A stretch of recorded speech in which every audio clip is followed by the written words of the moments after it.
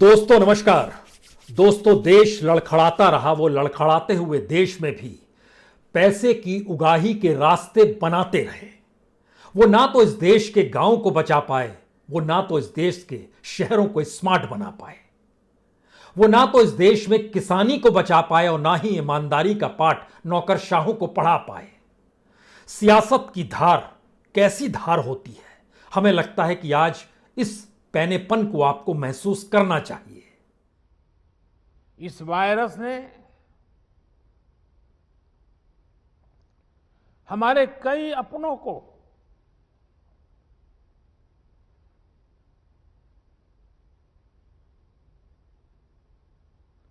हमसे छीना है।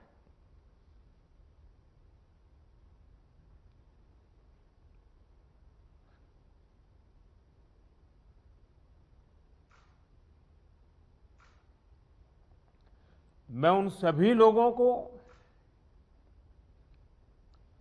अपनी विनम्र श्रद्धांजलि देता हूं और उनके परिजनों के प्रति सांत्वना व्यक्त करता हूं।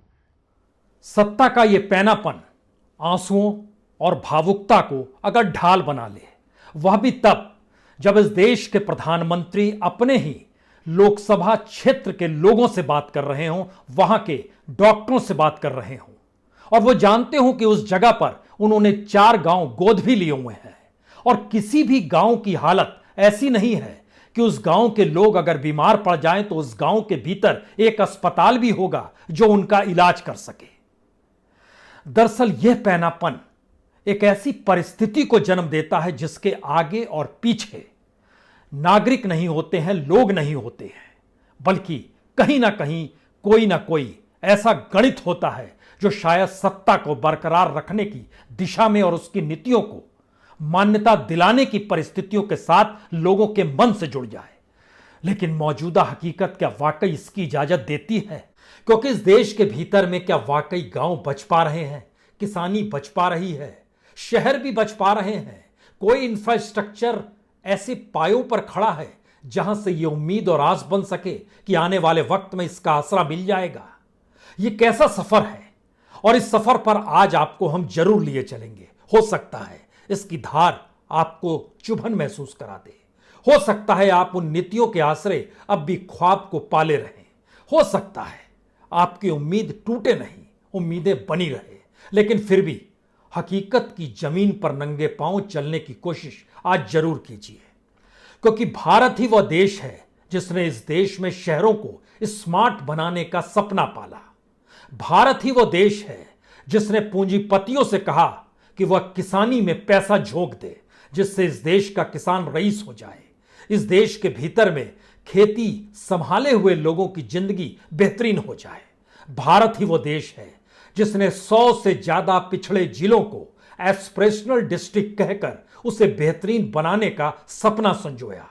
भारत ही वो देश है जिसने अपने सांसदों से कहा, आप एक एक गांव गोद तो ले लीजिए।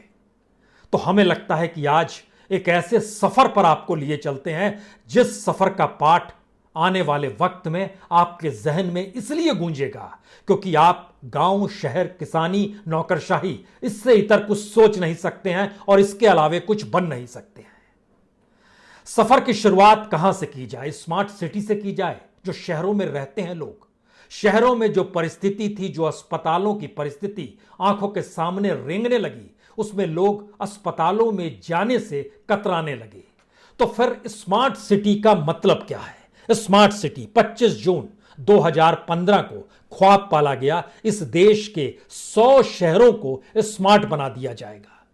लेकिन क्या आपने स्मार्ट बनाने की प्रक्रिया में कभी भी ध्यान दिया कि उसमें अस्पताल का जिक्र है या नहीं है और साफ पानी का जिक्र है या नहीं है?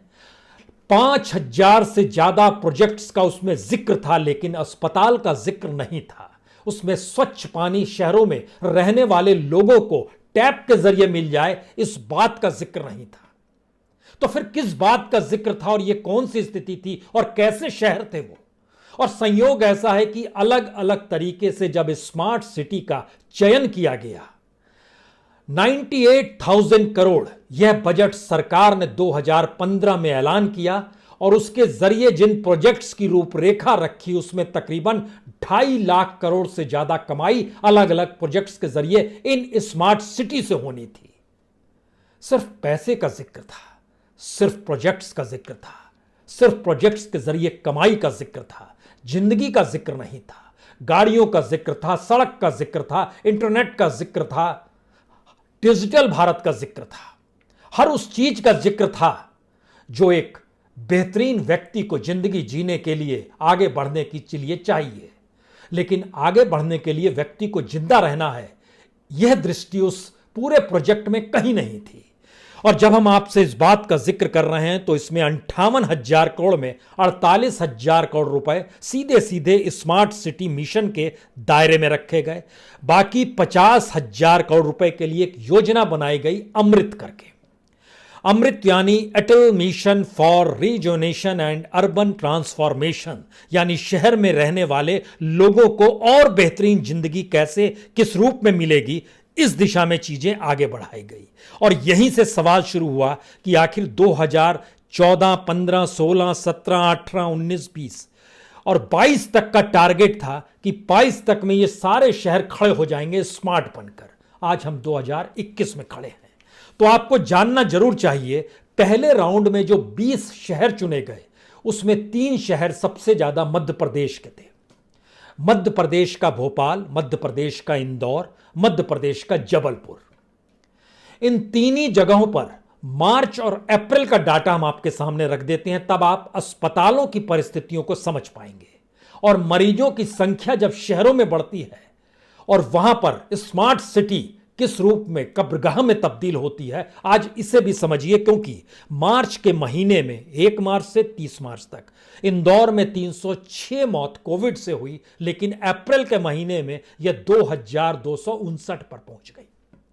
भोपाल में मार्च के महीने में 165 मौत कोविड से हुई, लेकिन अप्रैल के महीने में यह 2,675 पहुंच गई। जबलपुर में 115 मौत मार्च के महीने में हुई, लेकिन 1,561 मौत अप्रैल के महीने में। और यह परिस्थिति शुरुआत में चुने गए सबसे पहला नाम नई दिल्ली का, फिर पुणे का, फिर सूरत का, फिर अहमदाबाद का, फिर जयपुर का, फिर भुवनेश्वर का, सोलापुर, गुवाहाटी, लुधियाना, कोच्चि, विशाखापट्टनम, कोयम्बटूर, काकीनाडा, बेलागाची, उदयपुर, चेन्नई। ये सारे पहले 20 ऐसी जगह हैं, ऐसे शहर हैं जिन्हें स्मार्ट आज की तारीख में हो जाना चाहिए था।